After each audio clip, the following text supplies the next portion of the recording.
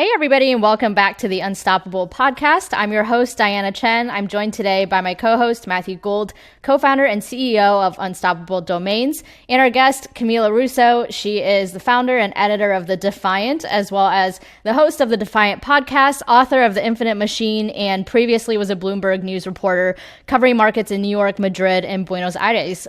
Camila, I'm so happy to have you here. Welcome. Thanks so much, Diana. I'm really happy to be here.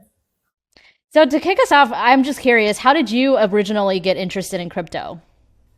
Yeah, so first time I heard or wrote about crypto was in 2013 in Argentina. I was working there with Bloomberg News at the time and covering Argentine markets. So a big part of coverage was the inflation story, currency controls, and just, how badly managed the country's financial system was.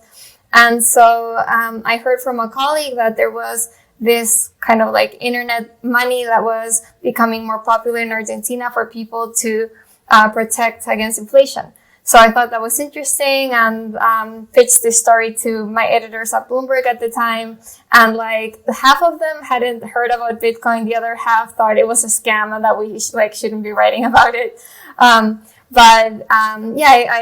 ended up writing the story and just thought, it was like really fascinating to have this independent money that didn't rely on central banks and couldn't be messed around with. In Argentina, everything was. So I was always interested in crypto after that.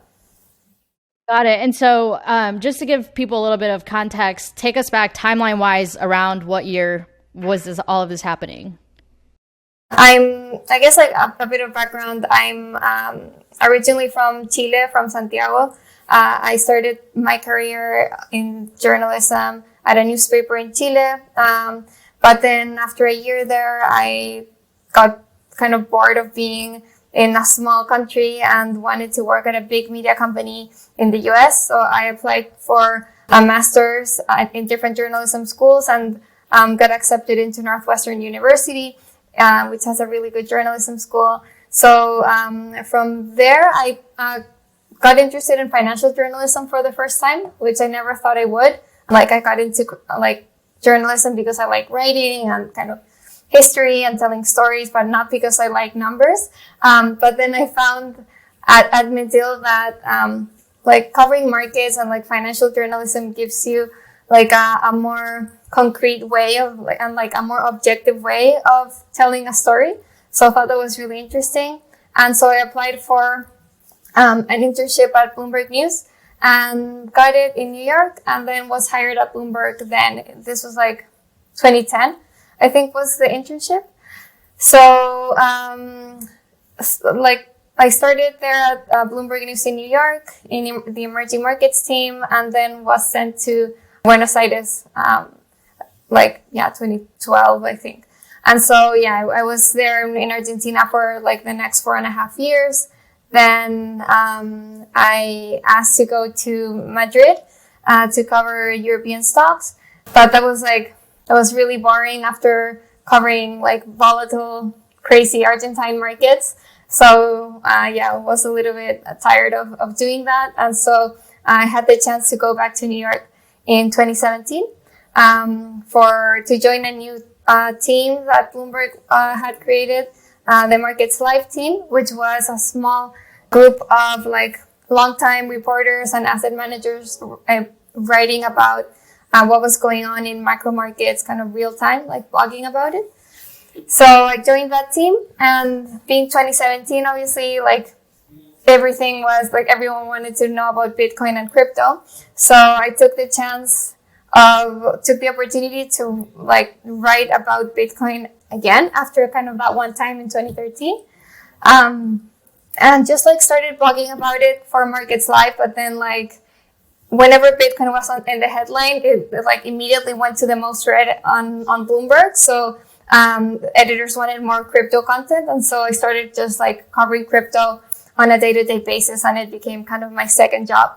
So yeah, and then never left. Got it. Very interesting. I always thought you came from a finance background for some reason, but you actually came from a journalism background.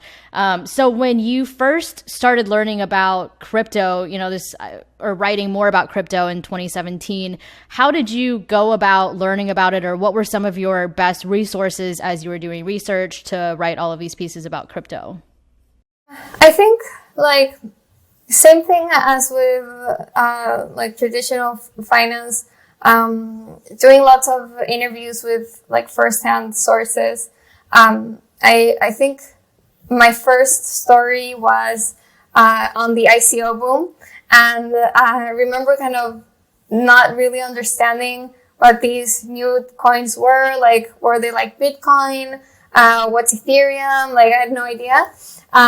So I just like did a bunch of interviews with a lot of the like different project founders and developers, and they explained this thing to me. And so, at Bloomberg, you're like writing 3 different stories a day. So it's like you need to be constantly talking to people. And that was a good way to just learn what this new system was. And of course, like tons of Googling and, reading blogs and wikis and all of that. For sure. So now if you were to explain crypto and decentralized finance to a beginner in the space, how would you explain that concept to them? So I think like the first thing I say to people trying to understand blockchain and DeFi is that not to be intimidated by like this word like cryptocurrency and like blockchain tech, which sounds like really intimidating, and I think it just like immediately goes over people's heads. I think, the way to think about it is this, like, blockchains are just networks of nodes, and nodes are really just computers running a piece of software. And these nodes are spread out globally, and they don't have any hierarchy. So each node is same as every other node, and there's not one, like, entity or centralized party controlling this group of network participants. And then the way that these nodes are incentivized to form part of this network is this asset that's being used as a reward to stay in this network and confirm transactions. And this reward is cryptocurrency. Like that, nodes are rewarded with cryptocurrency. And so why it's revolutionary is that this new system allowed people to transfer value for the first time without the need of a financial firm or a central bank or an intermediary of any kind. And that was never possible before. So what that means is that for the first time, individuals can really control their assets and their value and can like be their own bank in a way. And so the very kind of first system of using this kind of distributed ledger network was Bitcoin. And it's kind of the most, like the simplest form of like blockchain tech. Like it allows transfer of value and storing of this value. But it doesn't allow for much else. So building more sophisticated financial applications is really hard on top of this Bitcoin network. But there are other networks that allow for more complex software to run on top of them. And the largest one is Ethereum. So what's happening now is that while Bitcoin allowed for peer-to-peer transfer of value, Ethereum allows for more diverse financial applications being built on top of this network. And this is what decentralized finance is. Got it. So I always like to bring it back to like real life use cases that everybody can relate to today. So you started off by talking about how you had worked at Argentina in the past and sort of got interested in crypto because you saw the issues with the volatility in the Argentina markets. Maybe use that as a real life use case for what the problems are in Argentina with finance right now, and then how decentralized finance can maybe solve some of those problems. Yeah, absolutely. So for Argentina, the reason why Argentines were buying Bitcoin since 2013 is because their own currency is being devalued at like 25% to like 50% every year. And you can't buy other currencies like dollars to protect your savings. So that means everyone is getting a salary, and they know for a fact that if they hold that salary in the bank, it will be worth less by the end of the year, and a lot less. Like, it's not like, there's some inflation in the US, like maybe it's like, I don't know, 1% or less, annual inflation. But for Argentina and like Venezuela and other countries, it's significantly more, like 25%. And because everyone is dumping their local currency and going to dollars, dollar purchases are banned. And it's not like a theoretical thing. Like, I lived it firsthand. I was earning my salary in pesos, and immediately before the currency controls was exchanging my pesos to dollars as soon as I got them. And then when the currency controls were implemented, that option was just like not there anymore in my bank. So it's like, I don't know, it's like really dramatic to see how governments and banks can like really control what like your assets. So that's why people buy Bitcoin. But Bitcoin obviously is very volatile. And while you can expect that it will be like a hedge against the devaluation of your currency, it's also risky. Like, maybe 1 year Bitcoin can go up 10 times, but on other years it can also go down many times, like 2018, 2019. So this is where something like DeFi really makes a difference, because DeFi allows anyone anywhere in the world to have dollar-based savings accounts. I mean, this is just one of the many use cases, but I think it's probably the most important use cases for just a wider audience. And the fact is that before DeFi, this just wasn't possible to be able to have cryptocurrency that's pegged to the US dollar. So that means that it's stable like the US dollar and earning interest. So I think that's kind of a key difference, because before maybe you would be able to buy like Tether or USDC or other stable coins in a centralized exchange. But with DeFi, you're able to also deposit them in a smart contract. Like, you're not depositing these coins in a bank. You're like sending them to a piece of like computer program. And because of how these systems work, that on the other side there's people borrowing and paying interest. You as a lender are earning that interest, but it's all kind of based on smart contracts, and you don't have to trust any bank in between taking a cut or handling your money. You're always in control of your private keys, and still kind of earning interest on a dollar-based asset. So I think that's kind of like one of the most powerful use cases for DeFi for kind of like everyday people. Well, I think that's even more important now, because aren't they talking about doing a asset tax down there in Argentina where they just take 1 or 3% of your money? Yeah. So, and then we also had asset taxes being talked about here in the US for a few politicians as well. And like, could you imagine having the currency go down 20% every year, and then on top of that, they come into your bank account and take another 3% at the end of the year, just to because they've been very bad at running the government, I think essentially is, maybe that's my opinion, but that's kind of how I read into that. So I think you've actually been underselling yourself a little bit. So for those who don't know about Camila Russo on here, she actually wrote a book on the subject called The Infinite Machine, which we at Unstoppable Domains, we actually, every employee can get a free copy of this book if they would like to read it. And it went through the history of smart contracts. So it's almost like, and you can correct me if you're wrong, but you're writing articles for Bloomberg, and then you're like, I want to know more about smart contracts. And then eventually you ended up writing a book on the subject. So I'm actually kind of curious, and then after you wrote a book, you went on to found what a lot of people would say is probably one of the best places to go for news in the space right now, with the Defiant, which we'll get to in a second. But on the book first, what inspired you to get started to write a book about the first smart contract blockchain? And how do you get that started? That's quite a task to be like, oh, I'm going to put 100,000 words on paper. Take me through that thought process, because that sounds like torture to a lot of people out there. Yeah, well, it kind of was torture.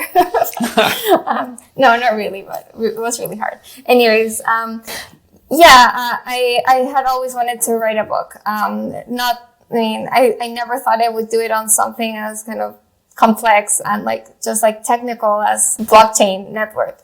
But like I said, I got into journalism because I like writing. So a book was always kind of one of my goals that I wanted to do.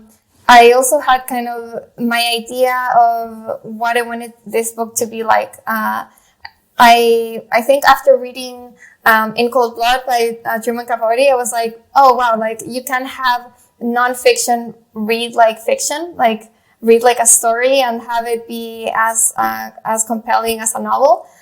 So that instantly became my goal. Together with having a book, it would have to be kind of a nonfiction book that read like a novel. And then when I started reading Michael Lewis's books, I was like, okay, yes, this is what a nonfiction book is supposed to read like. So I was always thinking about what a Michael Lewis worthy topic would be to write about. And so as I was, covering news at Bloomberg, I was always this was always in the back of my mind, where's my book?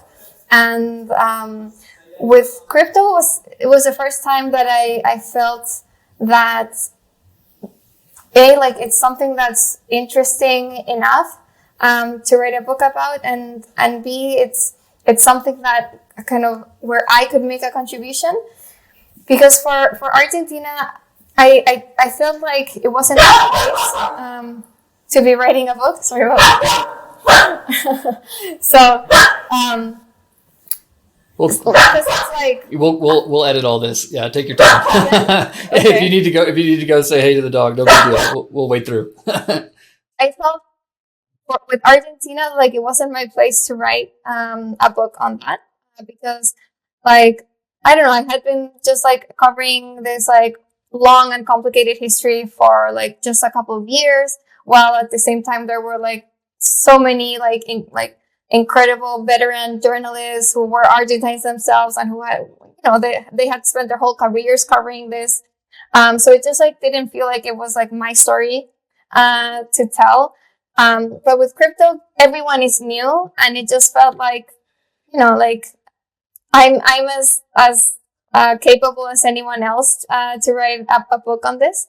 And just once I realized that I could write a book about crypto at the end of 2017, I started thinking about what specifically the book should be about. And I realized that nobody had written the story of Ethereum. And this was pretty incredible to me, seeing that, Ethereum is the second biggest blockchain. It had fueled a lot of the craziness of 2017. It was the first smart contracts chain. To me, it had already made history. It had already made an impact in tech and finance. So even if, because a lot of people told me, are you sure you want to write about Ethereum? What if it fails? Maybe it won't be relevant. Ethereum's the future of finance. We needed somebody to write the liar's poker for cryptocurrency, which is essentially what you did. And I think that it's been a huge help for a lot of people, because if you're in the space for a long time, everyone comes at you with a million questions about how everything works, and you literally wrote a book on the subject, which I just point people to now. And I'm so I would highly advise checking out The Infinite Machine if you haven't already at home. It's a great book to kind of get into the space and get the history. And I'm one of those people who likes the history of the space, because that helps me understand it better.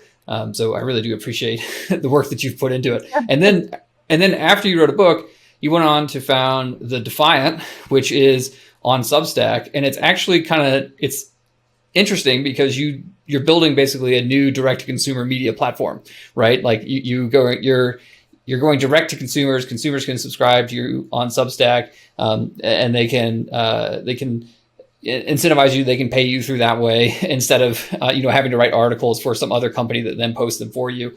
So I actually like that. What's it like building a new direct to consumer media platform at the Defiant? What kind of growth have you guys seen? And where are you trying to take the Defiant over the next decade, as you guys are basically you are covering the new finance? So okay, what's it like? It was. I mean, it's been a like really mind blowing to start this like essentially media company out of a newsletter. I didn't really expect it to go this way. Like when I left Bloomberg in early 2019 to finish the Infinite Machine, and then realized decentralized finance was like booming, and I agree. Like to me, it's 100% the future of finance, and so I thought there needs to be quality journalism in the space, and I thought I could be the one to do that.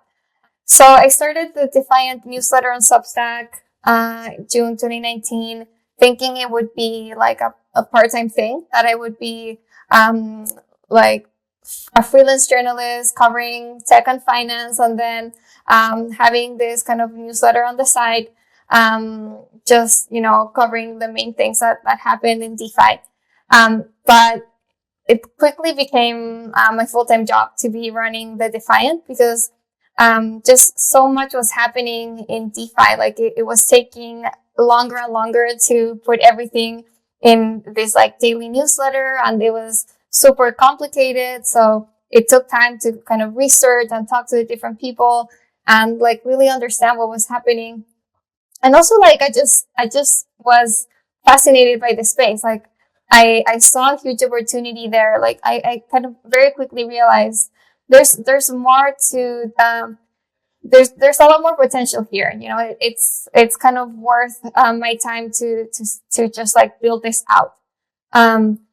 So I decided to, focus 100% on the Defiant. I mean, I was like, writing the book and running the newsletter. And then when I finally finished the book, I decided to, focus on the Defiant full time. And the Defiant just like kept growing and growing. I kept getting great feedback. Like people were really appreciating the content. And it was a really nice change from writing at Bloomberg, where it's harder to get that sort of like gratitude from readers. It's like, you're behind this like huge corporate brand. Like I guess like people just expect you to like churn out like article after article every day. But with something like a newsletter on DeFi, in a space that has like really few content creators, at least at that time, there's more now, but in 2019, there were very few of us. I think it was actually the first DeFi focused newsletter. People were really kind of grateful and appreciative. And so I realized it was like product market fit, like people wanted this thing. So yeah, it just kept growing. I took on contributors. I launched the podcast early last year. I partnered up with Robin Schmidt, who used to be at Harmony, but is now full-time at the Defiant, to create a YouTube channel. And he started producing incredible video content. And then late last year, I made the Defiant website to kind of host all of this content in one place. And I think the Defiant is looking more and more like an actual information company than a newsletter. There's the newsletter, which is like driving still most of the traffic to all of the different other content. Like it drives people to the podcast, to the video content, and to the website. But I think in the future, the kind of the website will be kind of the main home of the Defiant, and hopefully a place that elevates the standards of reporting in the space. This is what I want to bring to DeFi, just high quality, unbiased, objective reporting, which is sorely missing. I think right now you either have crypto media, which isn't really financial media, so they don't like go as in depth into DeFi as I think is necessary. I mean, they're great. Places like The Block and CoinDesk do a great job. Decrypt. But they're just like, they're generalists. So they cover everything, not specifically DeFi. And then there's like DeFi newsletters and podcasts, which by and large are led by investors. So you can't really trust them to be unbiased and do actual journalism. They're there to like pitch their investments. They're going to be bullish ETH or they're going to be bullish something else. They're not going to be reporting when there's a hack or when something bad happens. If they're like super kind of pro Ethereum DeFi, they're not going to be covering when DeFi is going on in another chain. So, you know, I think it's a very like, the Defiant is very needed in this space. One, because it's 100% DeFi focused, and two, because we're trying to do real kind of quality journalism. Yeah, I think it's a natural response to have all of these new, more research newsletters coming out because people need real information about this space. And then if you go on a lot of media sites, it's just all about who can get the most clicks. And so like, I almost feel like, and you see a lot of these popping up. And again, you know, I think the Defiant is one of the better ones for the DeFi space, if not the best. But there's a lot of these that are popping up for crypto. And I think this is actually just kind of part of the creator economy. Like people inside of crypto, they want to create. And so, of course, they're going to find ways to make better news for people to learn about it. But it's a little bit harder to find. You can't just type it into Google. You know, you're not going to be the first result. But I think it'll get there. And then another thing I think is super interesting for you guys, particularly, is there have been huge acquisitions and valuations in the space for consumer news and all of these types of apps in the regular, you know, like Robinhood, obviously really huge. Barstool Sports or Barstool, I think they just had a huge investment in them. CoinMarketCap was acquired by Binance for 400 million, et cetera. So like all of these like information providing services for end consumers about crypto are actually getting, you know, a lot of investment interest in the near term. And I think Defiant's just sitting, you know, at a really good spot to build on the brand, especially since you've invested so deeply in the space. So on that note, what's new for the Defiant in 2021? Give us a quick little summary for that. And then I'm going to actually dive in. I got a bunch of like questions on some of the things that I've seen you post recently. Yeah. So like I said, for the Defiant, the goal is to build a financial information company focusing on the intersection of tech and finance. So kind of to dive into that, financial information means not just content, but also data. So with that, I'm obviously doubling down on high quality DeFi content, but I'm also building a DeFi data platform that will work similar to a Bloomberg terminal. So see it as a dashboard where you can get all the data you could ever possibly need to track DeFi, and that it's also 100% customizable so that you can create your own charts with any assets, any metrics across any time frame that you want, create different market views to track the market. So yeah, that's what I'm building now. So the idea is to continue being the leader in high quality DeFi content and news, but also in DeFi focused data. Yeah, I think that's becoming the Bloomberg of DeFi is kind of what's next for the Defiant. So one thing that you actually didn't bring up at all is that you actually are a podcast host as well. You have a podcast called the Defiant Podcast. And one thing that I wanted to just bring up real quick, we were talking about this before we started recording, is you interviewed Mark Cuban recently, which is super exciting. Yeah. What was that like? Why did you, obviously like Mark Cuban has been, you know, tweeting about this. Like what was it about Mark Cuban that like you really wanted to talk to him about, and how was that conversation? So well, I obviously saw him tweeting about Aave and like buying NFTs and just like he seemed to be like really knowledgeable about just NFTs and DeFi, like surprisingly so. I wanted to kind of just dig into that and get his impressions on like what he thought about the space, and like how much he actually knew. So I had emailed with him before for like other stories, and I knew that he was like pretty receptive to email. He also read a copy of my book that I sent to him. So like we had corresponded before.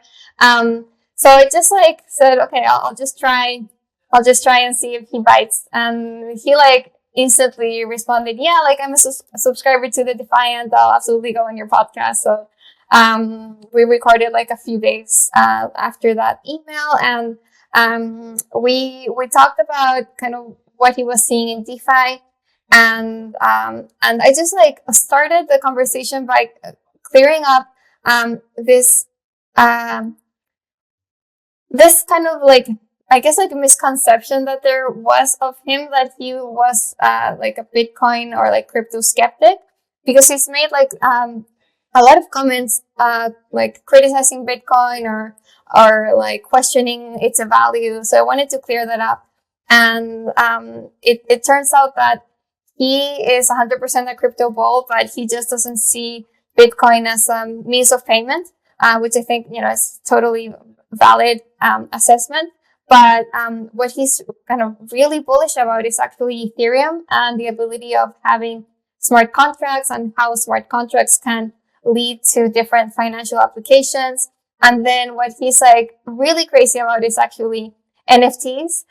You know, he obviously, you know, is a owner of the Dallas Mavericks. He collected baseball cards. So to him, like having these cards that are actually linked to tokens and are digital and immutable, and that there's the potential of earning revenue from future sales. Like all of this is just like mind blowing to him, and he just is like sure that this will take over kind of the physical collectibles world because it's just so much better. I'm kind of curious to hear your thoughts on NFTs. Obviously, it's, you know, NFT started trending on Twitter. Everybody's talking about NFTs. Do you see this as a bubble that's going to burst at some point, or do you really see NFTs being our future? Like, I'd love to get your personal thoughts on NFTs. I think there's like elements of a bubble in like how people are pricing NFTs. I think, yeah, maybe some of these tokens are being overvalued because they are like part of this hype cycle, but that doesn't mean that there's not kind of real value there. I absolutely believe that NFTs are here to stay, and they have actual lasting value. I think that, you know, the ability to own something unique and to prove that you own it and to have it be traceable, to have like the provenance of it be traceable. Those are all huge improvements from like physical digital collectibles, from kind of arts to baseball cards to, you know, even songs. So that's kind of one part. And then the other side that hasn't really been explored very much, but that's I think is coming, is just the ability of communities and fans to invest in their idols and kind of earn from that as well. So I interviewed with on my podcast too with Blau, the DJ and music producer, and he's super excited about this idea of like selling a song to his audience, and then that audience kind of earning the royalties from that song via this token. So I think that's just like the tip of the iceberg. Like the fact of having these tokens on networks that are made to carry value and that are kind of immutable and traceable will open up so many possibilities going forward for these kind of unique like digital assets. That's so funny that you just brought up Blau, because we were literally just talking about him because he's dropping his debut album, what's it called? Ultraviolet today, right? He's tokenizing his debut album, and he's got like a Shopify store and stuff like that too. So it's really cool to see how NFTs can help content creators, whether it's musicians or any type writers, any type of content creator in the future. I think the possibilities there are endless, and I'm personally really excited about that. Yeah, no, I agree. So I think, yeah. Oh, sorry. Go ahead. Oh, yeah. I was going to switch gears a little bit, and I was actually going to ask about scaling, because I know that this is something that people are bringing up a lot now, especially on Ethereum because of the congestion on the network. And I actually just wanted to get your thoughts, because I know you've done some research on this, on layer 2 scaling solutions and what you think the timelines will be for impact for people in the blockchain space. I know a lot of people would be interested in that. And then what do you see happening on some of the other chains, the maybe some of the corporate chains? And do you think there's anything newsworthy there? And just, your general thoughts on scaling for blockchains in general. So I think like the first thing to note is that Ethereum is having a scaling problem because of just like the amount of crazy demand that there is to use Ethereum and to use its DeFi applications. So it is kind of like a good problem to have, but it really sucks because it's making Ethereum unusable to have to pay like hundreds of dollars in transactions. So I think, and we wrote this in a story, the fate of Ethereum and the success of Ethereum DeFi really does depend on scaling solutions.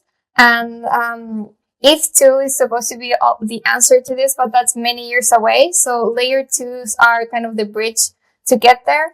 And so they are, you can't kind of overestimate how important they are to Ethereum right now. So yeah, layer 2s are meant to bring some of this congestion on Ethereum off-chain and make using these DeFi dApps and other dApps cheaper and faster. There's a bunch of these solutions, optimistic rollups, CK rollups, plasma state channels. We did a whole kind of state of layer 2s in the Defiant. You can go check it out. But the timelines for these solutions, they are all live, albeit live since very recently. So they're not kind of mature systems and networks. And that means that they don't have many applications that are being built on top of them yet. Only a couple of Ethereum-based applications are actually moving to layer 2. The most recent one was DYDX and announced it's going to a CK rollups based solution yesterday. So that's encouraging. Synthetics also has part of its operations, like staking of the Synthetics token is on an optimistic rollup. But that's pretty much it for like the larger Ethereum dApps. And so this is really kind of concerning because it's so needed. Like people aren't using Ethereum and are going to other places because it's really expensive. And the solution is right there. Like these networks are live today. So I think what's happening is that it's just becoming so pressing. And the fact that users are going to other chains is hopefully going to encourage Ethereum applications to move to layer 2 quicker, but we'll see. Otherwise, people will just use DeFi in other chains. Well, I'll put a plug in here. So Unstoppable is working on our layer 2, and we're targeting August for our migration. So we're moving, right? So we're one of the apps that are moving because we think it's pressing to get over there. The issue is the UX is actually much more difficult for users for a lot of reasons that we won't get into, but we need to work through those And I think people will become used to it. And I agree that it is kind of a bridge to what we need to make the next steps. So I'm sure the next question is one that most people are most interested in, which is, what do you see happening in DeFi in this next year? Because you cover it so much. Are there any parts that you think are particularly interesting outside of scaling, or maybe it is scaling, that you think is worth mentioning for listeners that you see really happening in 2021 in full force? So I think kind of the major pieces that have been missing in DeFi have been a decentralized identity, and with that, the ability to do under or uncollateralized loans. Because right now, the fact that you need capital to transact in DeFi and you need to put up collateral to make to borrow or to do almost anything is putting a major barrier for smaller users or people who don't have the resources. So I think it's key to have decentralized identity so people don't need to rely on collateral to borrow. And seeing how quick and I don't know, just exponential innovation has been in the space, it wouldn't surprise me that those problems are solved this year. So that's kind of what I'm looking forward to see the most. That's awesome. Well, so for our next segment, Camila, we have what we call Explain Your Tweet, which is where I go through your Twitter and pull out some interesting or cryptic or funny tweets and give you a chance to talk about it. Your Twitter is just such a good resource for people that are wanting to learn about DeFi and crypto. A lot of it is tweets from the Defiant. And so people listening who want to learn more about this space, definitely go follow Cami. But I just want to pull out one tweet real quick.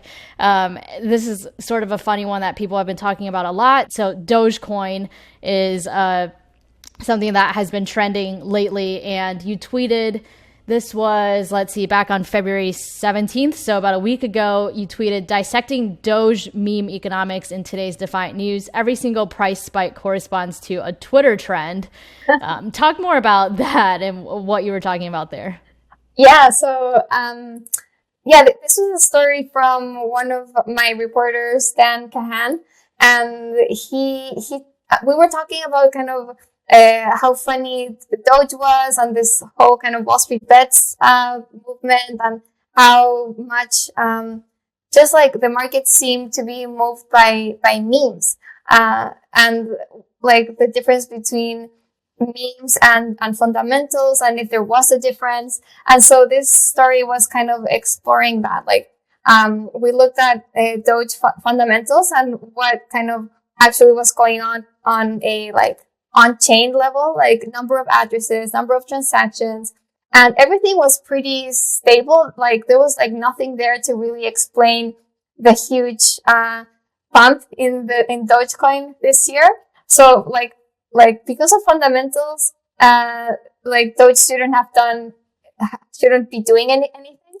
But then it's really kind of Elon Musk tweets and just Twitter trends, what's driving price. And so Dan kind of charted the Doge price chart and went to see when Doge was trending on Twitter, and the peaks corresponded exactly with Twitter trends. So that was interesting to see. For sure. Yeah. So basically, if you want your coin to succeed, just get Elon Musk to tweet about it and then design some sort of funny meme around it. And there you go. That's all you need to do. Cute animal picture. Yeah. Cute dog pics. That gets everybody. All right. Well, Camila, I really appreciate your time. Thank you so much for joining us. Before you go, just tell people where they can find you if they want to connect with you personally, and also where they can learn more about the Defiant and get your book, all of the good things. Yeah, sure. So you can follow me on Twitter at Camila Russo, CAMIRUSSO, and go to thedefiant.io. And there you'll be able to see where to subscribe to the newsletter, where to follow the YouTube channel, and listen to the podcast as well. And then the Infinite Machine is available on Amazon to deliver anywhere in the world. So hopefully you can read it. Awesome. Well, thank you so much, Cami, for being here. Thanks, Matt, for co-hosting with me as usual. Thank you, listeners, for tuning in, and we'll be back again soon with another episode of the Unstoppable Podcast. Thanks so much.